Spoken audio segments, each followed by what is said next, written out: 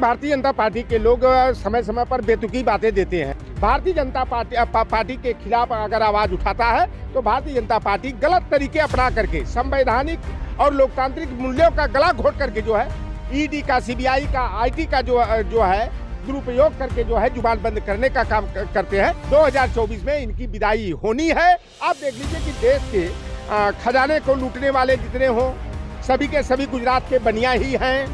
सब भारतीय बैंकों का खजाना लूट करके माला माल होने वाले भगोड़े जो हैं, या जिन कुलपतियों का हजारों करोड़ रुपया बट्टा खाता में डाला गया, सभी के सभी गुजरात के बनिया ही हैं। और आते आते बिहार में जो है तेजस्वी यादव जो है इनके तंबू का बम्बू उखाड़ फेंकेंगे।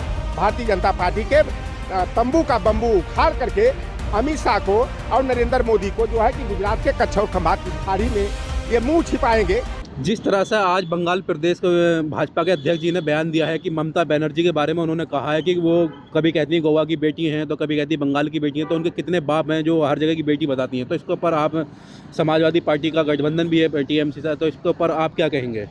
देखिए, भारतीय जनता पार्टी के लोग समय समय पर बेतुकी बातें देते हैं।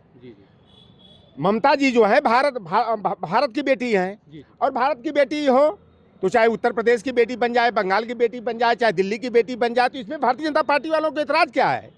अरे भाई, वो तो इसी माटी की रची बसी हैं, यही भारत की भूमि पर पैदा हुई हैं। क्या बंगाल जो है कि भारत से अलग है, कि गोवा जो है कि भारत से अलग है?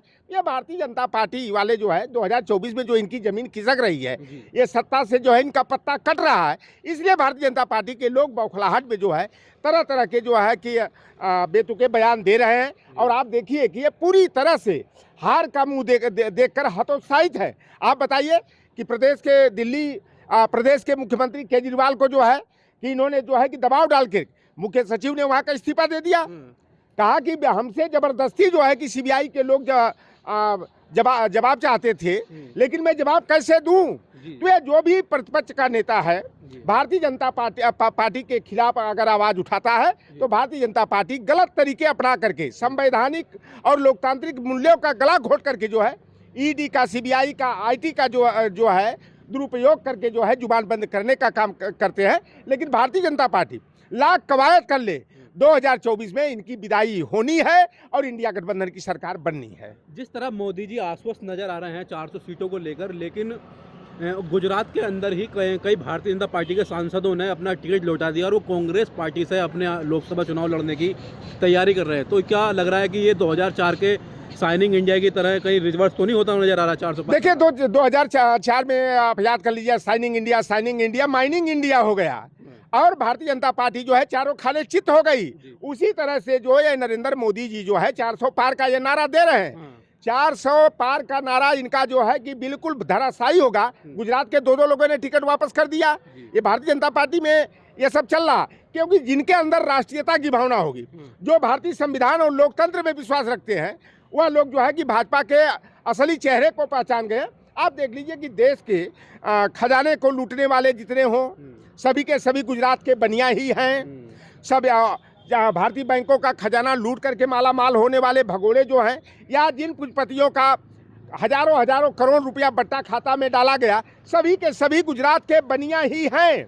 और देश के प्रधानमंत्री नरेंद्र मोदी और गृह मंत्री अमित शाह की जोड़ी जो है कि गुजरात के चंद बनियों के हाथों देश का खजाना लुटवा करके देश की अर्थव्यवस्था को चौपट करने का काम कर रहे हैं। मैं उनको साधुवाद देना चाहूँगा, जो गुजरात के जो साबरकांठा के भारतीय जनता पार्टी के जो है कि उम्मीदवार थे, सांसद थे, एक और सांसद हैं। तो यह भारतीय जनता पार्टी की उल्टी गिनती शुरू हो गई है। और भारतीय जनता पार्टी के घर में जहाँ की अमित शाह और नरेंद्र मोदी हैं, वहीं पर छेद और सुरंग हो चुका है। तो देश में भारतीय जनता पार्टी की अब विदाई होनी है। जनता ने बिल्कुल मन बना लिया है और भारतीय जनता पार्टी का जो असली चाल, चरित्र और चेहरा है वह जनता के सामने आ गया है। जिस तरह भारतीय जनता पार्टी ने कल बिहार के अंदर भी 17 लोकसभा सीटों का प्रत्याशियों का ऐलान किया है, उसके अंदर 10 प्रत्याशी जो हैं वो सवर्ण समाज से हैं। तो इसको लेकर कुशवाहा समाज में और तेली समाज में, धानुक समाज में बहुत तगड़ा विरोध हो रहा है, क्योंकि उनके समाज को कोई प्रतिनिधित्व नहीं मिला है।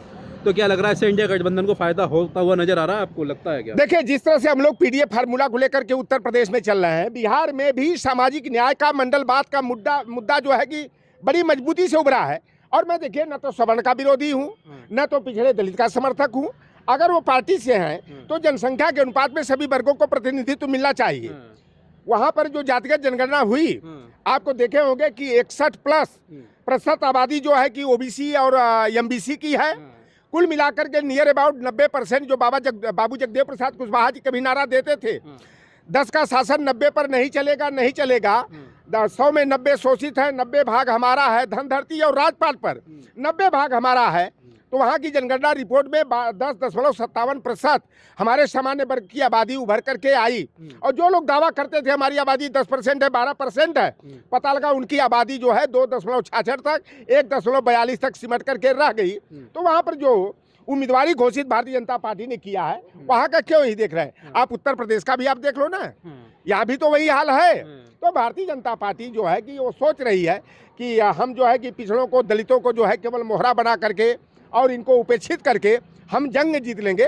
तो इनका तो कहानी वहीं से खत्म, बंगाल से खत्म होगी। और आते आते बिहार में जो है तेजस्वी यादव जो है, इनके तंबू का बम्बू उखाड़ फेंकेंगे और ज्यों या बलिया में प्रवेश करेंगे, गाजीपुर में प्रवेश करेंगे। भारतीय जनता पार्टी के रास्ते में इतना मजबूत बैरियर खड़ा कर दिया जाएगा कि दिल्ली जाने का इनका रास्ता बंद हो कांटे लगा देंगे, जैसे किसानों के लगाए थे भारतीय जनता पार्टी के रास्ते। हम लोग जनमत से जो है भारतीय जनता पार्टी का रास्ता रोकने का काम करेंगे। हम लोग कील काटा गोद करके या लाठी डंडा चलवा के, गोली बारूद चला करके नहीं। हम लोग जनता के मत को जो है कि साध करके जो है भारतीय जनता पार्टी के राह में जो है रोड़ा अटकाने का और दिल्ली जाने का, उनका रास्ता बंद करने का हम लोग काम करेंगे। उत्तर प्रदेश में जिस तरह से अब प्रत्याशियों की घोषणा हो चुकी है और कुछ ही सीटों का बचा है, तो क्या लग रहा है 80 लोकसभा सीटों में से इस बार समाजवादी पार्टी और इंडिया गठबंधन कितनी सीटें जीतता हुआ नजर आ रहा है? देखिए, हमारे नेता जो है बड़ा सूझबूझ के साथ जो है ठोक बजा करके जो है प्रत्याशियों की घोषणा कर रहे हैं। और पूरी तरह से जो पीडीए का फार्मूला है उसको जो है कि आगे करते हुए सभी जाति धर्म वर्ग संप्रदाय के लोगों को साथ करके जिस तरह से उम्मीदवारी तय की जा रही है, हम लोगों को पूरी तरह विश्वास है कि जो 2024 का परिणाम आएगा तो भारतीय जनता पार्टी की स्थिति जो 2004 में 2009 में रही है, यानी दहाई का अंक नहीं छू पाएंगे, सिमट के रह जाएंगे। और इंडिया गठबंधन जो है 70+ सीटें जो है 70+ सीटें जो है कि जीत करके भारतीय जनता पार्टी के तंबू का बम्बू उखाड़ करके अमित शाह को और नरेंद्र मोदी को जो है कि गुजरात के कच्छ और खंभात की खाड़ी में ये मुंह छिपाएंगे। क्योंकि भैया कहा जाता है कि बोया पेड़ बबूल का तो आम कहाँ से हो।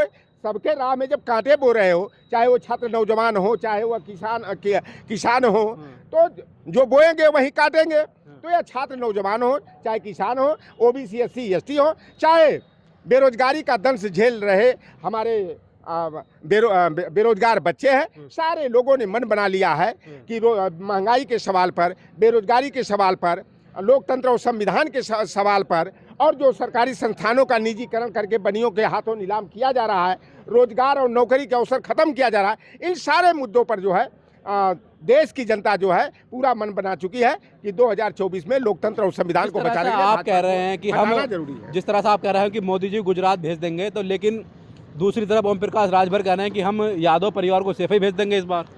देखिए, ओम प्रकाश राजभर बेचारा छटपटा रहे थे, बड़बड़ा रहे थे।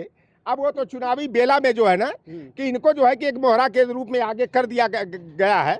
अब इनका तो घोषी में ही देख लीजिएगा, इनका बेटा चुनाव अरविंद राजभर लड़ रहा है और वहां पर उसके क्या हालात होंगे। कह रहे हैं 2 लाख वोटों से जीतेंगे।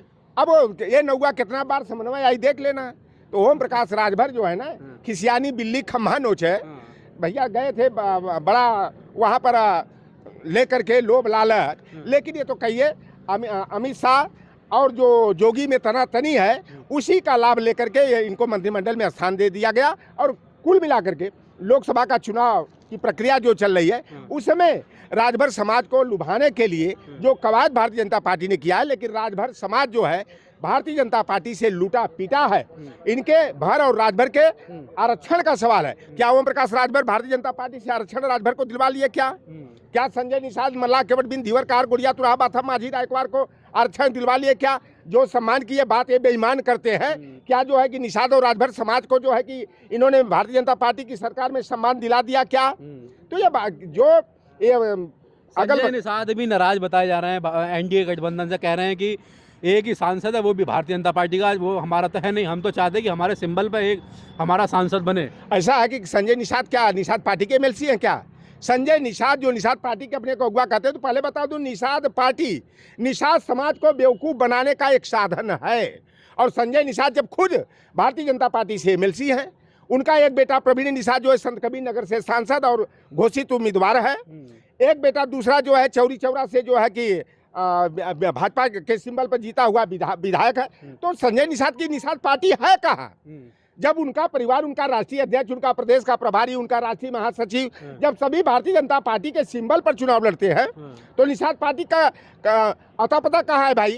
तो यह केवल कुल मिलाकर के एक लड़का इनका जूता लेके शाम को जो खड़ा हो जाता है, डॉक्टर अमित निषाद, ये सोच रहे थे कि 2-3 टिकट मिल जाएगा, एक तो लड़ी रहा है भाजपा से, दूसरा लड़का को सेट कर लेंगे, एक टिकट बेच करके उसी पैसे से इन बेटों को चुनाव लड़ा लेंगे।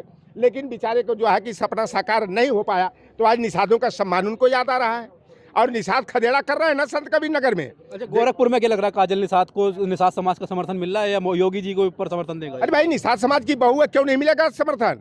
वहाँ निषाद जो है, क्यों भाई इतिहास दोहराएंगे, 2018 में जिस तरह समाजवादी पार्टी ने जो है संजय निषाद के बेटे को जो है चुनाव जिता करके जोगी का जो है कि घमंड चकनाचूर करने का काम किया था, तो निषाद की पुत्रवधू जो है वह जो है कि 2024 में जो है गोरखपुर जो मत्स्येंद्र नाथ की धरती है, निषादों के पूर्वज की धरती है, उस धरती पर जो है साइकिल दौड़ा करके कमल को जो है कि रौदने में सफल होगी, यह हम लोगों को पूरा विश्वास है। जिस तरह से गोरखपुर सीट पर 4 लाख वोट निषादों के हैं, बहुत बड़ी तादाद निषादों की है, तो क्या लग रहा है दलित, पिछड़ा, मुस्लिम, निषाद ये गठबंधन बनकर भारतीय जनता पार्टी का रथ रोकने में कामयाब होंगे? क्योंकि योगी जी का बहुत बड़ा गढ़ है, योगी जी की प्रतिष्ठा दांव पे लगी हुई है। देखिए 3 लाख वहाँ यादव वोटर हैं और लगभग में 2.5-3 लाख जो है हमारे मुस्लिम वोटर हैं, 4 लाख से लेकर 4.5 लाख जो है कि निषाद वोटर, 3 ये ठोस वोट बैंक है। और वर्तमान में जो क्या ब्राह्मण समाज का वोट क्या समाजवादी पार्टी को नहीं मिलेगा क्या? जो लोग लोकतंत्र और संविधान में विश्वास रख रहे हैं, जो भारतीय जनता पार्टी का दंश झेल रहे हैं, वह सभी लोग जो है समाजवादी पार्टी के प्रत्याशी काजल निषाद को जो है सहयोग करेंगे। और हम लोग जो पीडीएफ फार्मूला लेकर चल रहे हैं, लोकतंत्र संविधान को बचाने का, कास्ट सेंसस कराने का, समानुपातिक हिस्सेदारी और प्रतिनिधित्व का मुद्दा लेकर चल रहे हैं, तो निश्चित रूप से हमें सभी जाति धर्म वर्ग संप्रदाय के लोगों का समर्थन मिलेगा। और छल कपट, झूठ फरेब, जुमलेबाजी की राजनीति करने वाली, किसानों, छात्र, नौजवानों को छलने वाली भारतीय जनता पार्टी को जो है कि वहाँ पर काजल निषाद धूल चटाएगी, साइकिल दौड़ा करके दिल्ली के पार्लियामेंट में पहुँचने में निश्चित रूप से सफल होगी। जिस तरह से एक रामपुर का भी समाजवादी पार्टी का भी टिकट घोषित नहीं हुआ, आजम खान चाहते हैं कि मतलब अखिलेश यादव जी के परिवार से ही कोई यहाँ से चुनाव लड़े, तो क्या लग रहा है अखिलेश यादव रामपुर से चुनाव लड़ सकते हैं क्या? देखिए कल क्या होगा, कल आप लोगों को पता चल जाएगा 3 बजे तक कि वहाँ से अखिलेश यादव जी के परिवार का कोई उम्मीदवार है कि कोई हमारा दूसरा उम्मीदवार है, तो सामने आ जाएगा। हम जो है कि एडवांस में जो है कि बात करके जो है कि हम प्रश्न चिन्ह नहीं खड़ा करना चाहते। और कल जो है कि नामांकन का रामपुर का अंतिम दिन है और 3 बजे तक जो है कौन सपा का चेहरा है वह आप लोगों के सामने आ जाएगा। धन्यवाद।